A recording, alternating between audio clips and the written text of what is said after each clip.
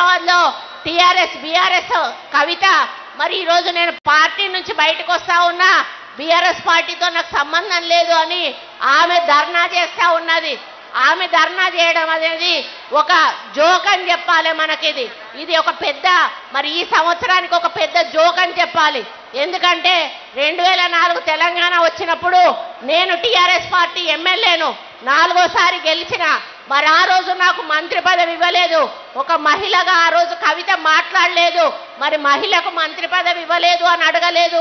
ఒక బీసీ మహిళకు ఎందుకు మంత్రి పదవి ఇవ్వలేదు అని అడగలేదు. ఈ రోజు తన ఉనికి చాటుకోవడానికి కొన్ని రోజులు జాగృతి నడిపింది, కొన్ని రోజులు బతుకమ్మ నడిపింది.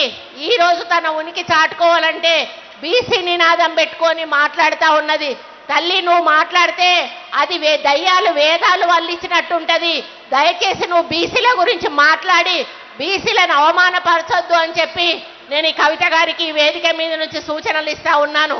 ఇక నాకు తెలిసి బీజేపీ బిల్లు ఆమోదిస్తుందని నేను అనుకోను. ఎందుకు అనంటే ఈరోజు మన ప్రెసిడెంట్ గారు ఒక ఎస్సీ మహిళ, మరి ఆమెను కనీసం పార్లమెంటు కొత్త భవనం ఓపెనింగ్ చేసేటప్పుడు కూడా మోడీ ఆమెను పిలవలేదు. ఎందుకంటే ఆమె వీడో అని చెప్పి ఆమెను పిలవలేదు. మరి ఎక్కడైతే అయోధ్యలో రాముడి గుడి ఓపెనింగ్ ఉందో అక్కడికి కూడా ఆమెను పిలవలేదు. ఎందుకంటే ఆమె ఎస్సీ అని పిలవలేదు.